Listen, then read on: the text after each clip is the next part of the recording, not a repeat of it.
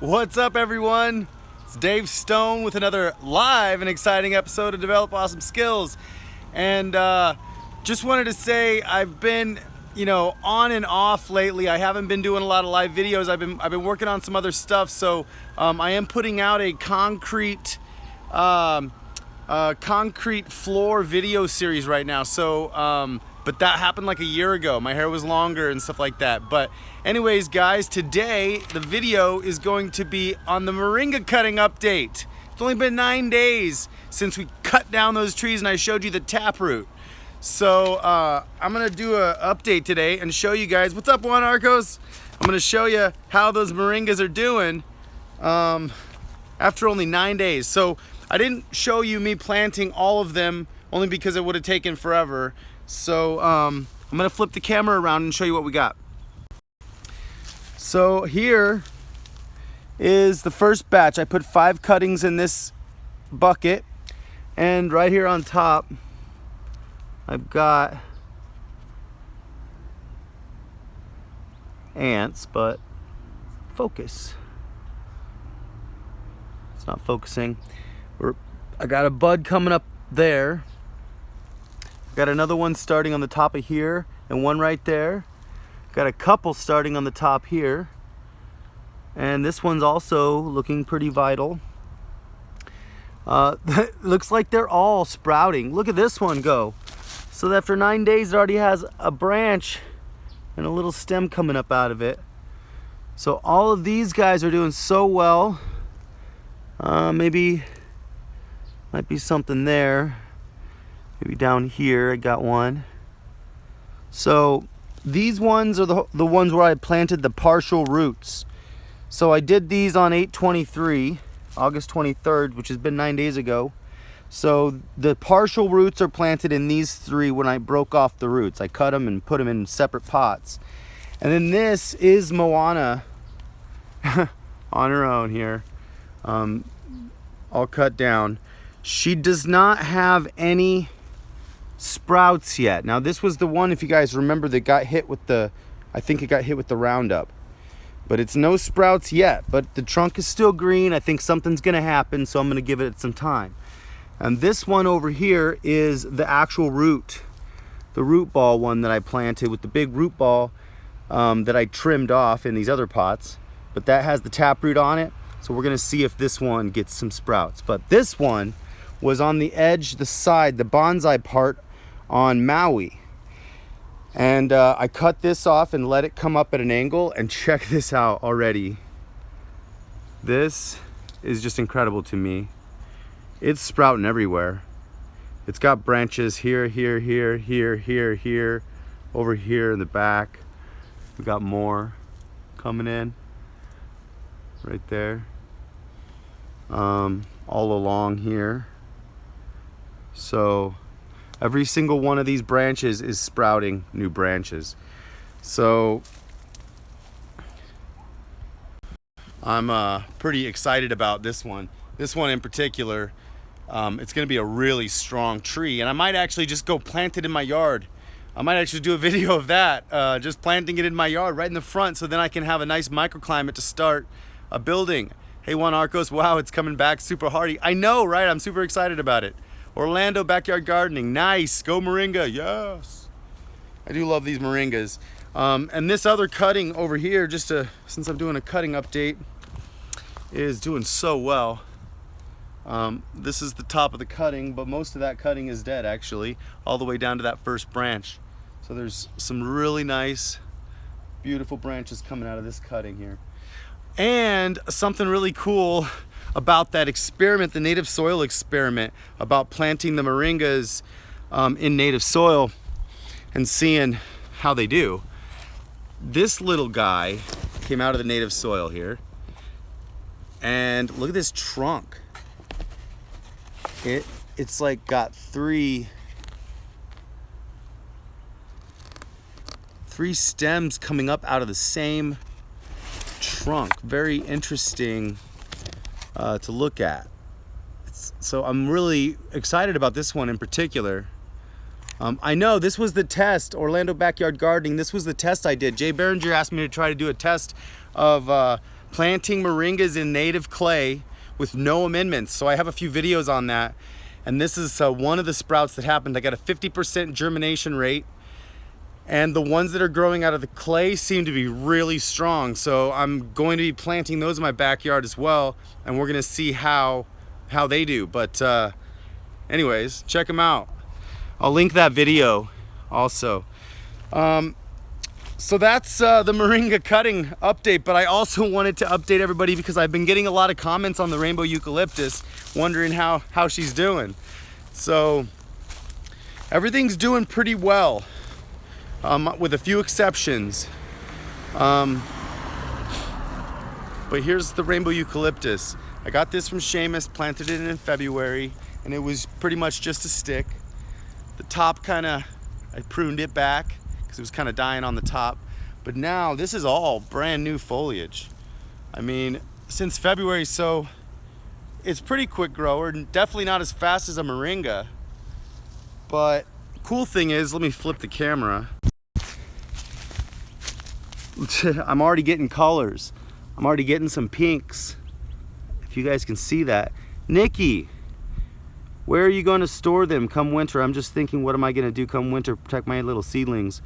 Yeah, I'll talk about that in a little bit, Nikki, for sure. So check out the Rainbow Eucalyptus turns colors. It's going to turn, as it grows bigger and sheds its skin, you can see under here, it's kind of green, but then it's kind of pink. So I can't wait.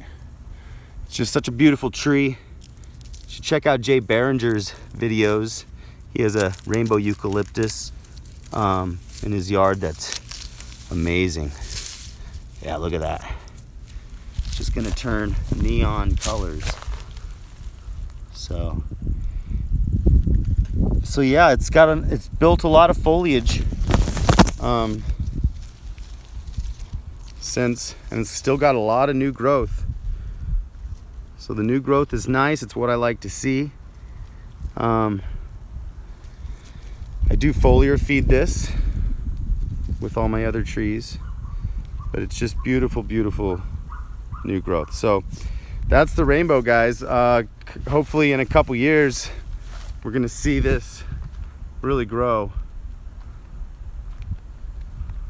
And there's the Maui the moringa doing really well, super well. That's all brand new growth as of about 6 weeks. And I want to show you, hey, thanks Juan Arcos. This moringa over here, I'm calling it the giant leaf moringa because look at this. I'm taking cuttings off this one too, and I'm gonna propagate it, but look how big those leaves are. It's like a salad. They're huge. I've never seen moringa leaves this big. And look at this bunch here. It's like insane. Yeah, this one I'm actually not sure, Juan Arcos, of the variety.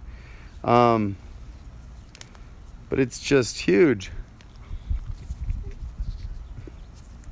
I mean, they taste really good. Very mild.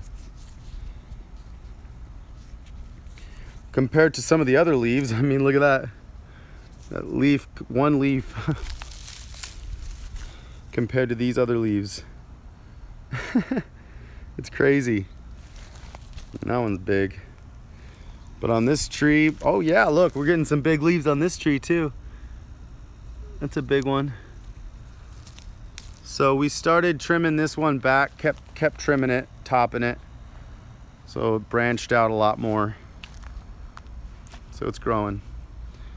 But no more no more Roundup.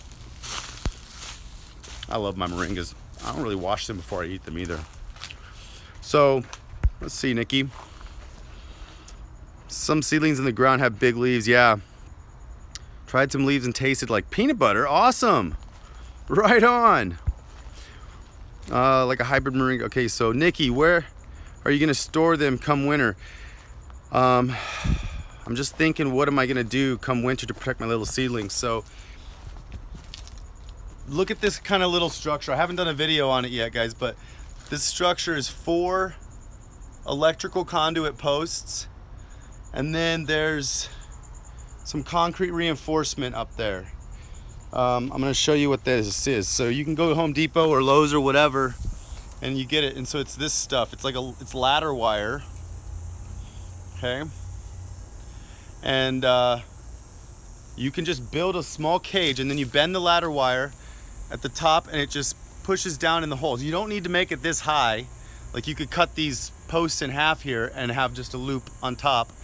But Nikki, this is gonna help if you just get a bunch of these. It's pretty cheap. And build a couple structures, and then just go get that clear plastic in the winter. So, hey Gary D, how are you doing? So go get that white plastic in the winter. So any days where it's gonna freeze or you think it's gonna freeze, just wrap that plastic around that structure that you just made. You could do it with wooden posts also, but you can also wrap the top if you kind of put that little brace along the top. So that's what I would recommend. That's what I'm gonna probably be doing. I mean, if I have to cover these, I made this like structure here. I could wrap it in some plastic for my mangoes if it's gonna freeze or something. So also a quick update on my little castor bean I planted right next to my mango. I grew this little castor from seed, and it's really growing well. It's a deep purple castor bean. Put it right in the same hole as this Kerry mango because I want this to grow up, because the shade cloth doesn't allow me to shade this mango until about 2, because it's kind of sitting outside of the structure here. So I want it to get more shade. So I want this castor bean to grow up and start shading it. So I think it'll happen before next summer, which will be nice. And yeah, look at the beautiful growth on this mango. This is a fruit punch mango. I got it from Seamus O'Leary. I mean, this is just like, yeah, companion growing. I am growing very close together, as you can see. But the plants love it. My mycorrhiza is out of control. This is like a carpet now, just packed with mycorrhiza. If I need to put any, when I'm planting a hole, planting a tree, I'll just come grab some of this and put it in the bottom of the hole. Yeah, it's like a carpet down here. Oh yeah, look at that. Date season. Yeah, I can't wait to eat a lot of dates either. I love dates. There's my little moringa seedlings, and I'm about to be planting them, retransplanting them in the smaller pots. The long and skinny tree pots. So I'm gonna do that. So one more quick update before I go, guys, is the greenhouse. The greenhouse for $179 on Amazon. Oh, check it out. I'll show you the greenhouse in a sec. So here's my bananas. Dwarf Cavendish, and this is the ice cream, the blue Java banana. And man, these leaves are getting huge. So what happened with both of these, when I planted them, both of them died back all the way to the bottom, and then I just cut them down. But then they both came back from the roots, and they came back strong. And I compost right in the middle here, so I just pull this back, and that's where I put my compost, and then I just water that. I let it all compost right between the bananas. So I think they like a lot of food, so that's what I do. Yeah, I did put them pretty close to the house. I did put them pretty close to the house, but you know what? Why not? I'm gonna plant things places, and then I'm gonna learn, and then if it doesn't work, well, I'll change it up next time. Deep watering is the key, and I've actually have to manually water those right now, and I sometimes leave the water on, so they get really deep watered sometimes. Okay, so greenhouse, $179 greenhouse. Boom, it's going down. I mean, what you're buying is the frame for $179. Hi, baby. Here's Jermaine. Hi, baby. How you doing? She loves being outside. But anyways, what you're buying on the greenhouse, you're buying the frame. You're not buying the other stuff. So, you know, it's just, yeah, falling apart like crazy. But you know what's happening good in here? So I put some shade cloth up before it started falling apart, which is actually the only thing holding this whole frame together right now. But yeah, check it out. All these little moringas. So these are the ones that I'm going to be replanting into the tree pots. And some of these, this is a butterfly milkweed. It is a good shade house, and I'm going to just use it basically for that. And in winter, I'll just get some plastic to cover it with so I can protect my little seedlings. So this is a milkweed, orange butterfly milkweed. I got 2 of those, but this one, you know, passed away, unfortunately.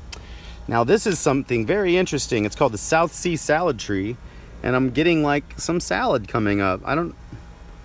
It's so cool looking. We'll see what happens. Then all my moringas. These guys are doing so well. These are all PKM1 moringas. So some of them are turning out red. So there's also a phenomenon of red moringas. They have the red stems. So the red stems are just a little bit more rare. But it's the same nutritional quality, but they probably have, they're saying that they might have more phytochemicals in the red moringas because it's darker. Yeah, so some moringas will show to be red, and some will be green. Most of them will be green. Hi, baby. Hey, sweetie. Oh, there's spider webs everywhere. Yeah, guys. There's the moringas. Little banana. Little dragon fruit. Putting off a new one. Ooh. Achoo! Achoo! Excuse me. Achoo! Wow. That was the 3rd time's a charm. But anyways, there it is. So I just wanted to give you guys a quick update on all that stuff. Things are doing pretty well in the yard, and I'm excited to keep going. But yeah, cat allergies. God bless. Oh, maybe that's what it is. Who knows? Reddish. Yeah, good shade in the house. Yeah, Jermaine. So yeah, guys, it really is all about experimenting. It's about, you know, observing the yard that you live in, looking at how it slopes, you know, observing where the sun comes up, what's east, what's west, what's south, what's north, which trees do you plant on that, you know, how closely do you want to plant the trees. You don't have to plant them as close as I do. I plant them very close together. I mean, I'm trying to create a system, and the mycorrhiza is talking to every single one of these trees. It's allowing each one of these trees to communicate with each other. So they're sending nutrients back and forth whenever they need them. They're trading things through the mycorrhiza. And so that's why I really recommend wood chips, is because wood chips are fungal dominated. So when you actually start watering things, the fungus in the wood chips is the mycorrhiza. It grows and it connects everything together. There's Bogart. It's Miss Bogart. Like a black and white movie, she's classic. Hey, baby. Hi. Where you going? Nah, they don't want to talk to me sometimes. Cool. If you planted the backyard perimeter or your yard with moringas. Yes, I mulch everything. Good stuff. Good stuff. Mulch is awesome. You know, on the perimeter of my backyard, I'm actually thinking about doing grapevines. A whole bunch of different varieties around the perimeter. And then I'm going to put a whole bunch of moringas in the backyard strategically to make kind of like a, if you watch the video I just posted today about the backyard with 30 moringas, they have a nice canopy, but a trail canopy that kind of goes back under the moringas. And it was literally like 15 degrees cooler underneath there. So I want to do something like that, like a pathway that's like an archway of moringas. And then I'm going to try a high density planting method of moringas. Basically putting some rows in the ground, just like a farm field, and putting seed. Just seed the whole row on all the rows. And then, oh, nice, Orlando Backyard Gardening, you're gonna do a moringa canopy. Yes, I think it's gonna be awesome. I love moringas, and I love the whole vibe that they give while you're underneath them. But there was something I was just talking about. Anyways, if you want to remind me what I was talking about, if it was interesting, then go ahead and remind me, but I did just lose my train of thought. Now here's the coconut cream mango, doing really well. Whole bunch of flush and new growth. I had to like tie it up because the new growth gets so heavy that, oh, the rows of moringa, thanks Gary. So yeah, there's a high density planting method when, if you plant them, just seed, and then you will just like water them like a farm field on the top of the row, and then leave the water for the basin to soak into. And you can supposedly harvest once a month for the whole year, so 12 harvests, because every month they'll grow another like foot, right? And you could just use normal tractor field equipment or like a machete if it's a small backyard. But they say that planting density is 1 million moringas in 2.4 acres, so 1 million moringas in a hectare. And so 2.4 acres to put 1 million moringas on is pretty hardcore. That's a lot of moringas, but that also means a lot of harvests, a lot of food production. So if you want to produce fresh leaves or something, I mean, that's kind of why I want to grow this moringa orchard. I want to see how much food I can produce from this thing and how much nutritional supplements and stuff I can produce, because these trees are remarkable. And I'm going to have a whole science and health show on moringa, because it's just miraculous what this tree does. There's 1,250 studies done on moringa, medical and scientific studies done on moringa. Just go to pubmed.com and type in moringa, and everything will come up, from cancer research to diabetes research to lupus research to HIV research. They're researching moringa for everything. And so you guys can check them all out.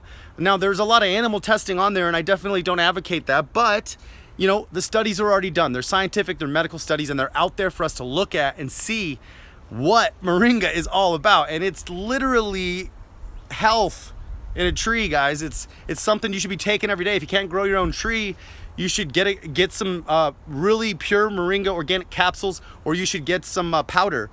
You could dose the powder a little heavier because it's just in a powder, but taking a couple capsules in the morning, and then some in the middle of the day, and then a couple in the evening, you know, you probably will see some results. You might see some more energy, and it stimulates your metabolism.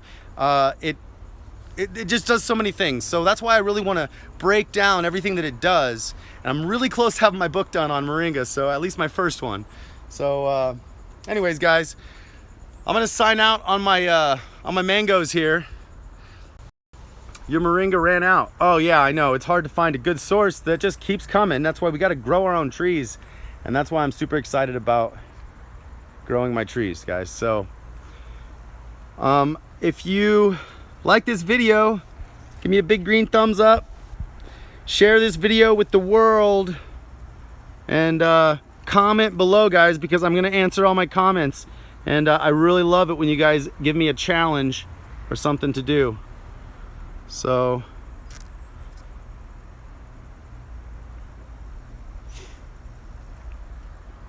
till next time, develop awesome skills.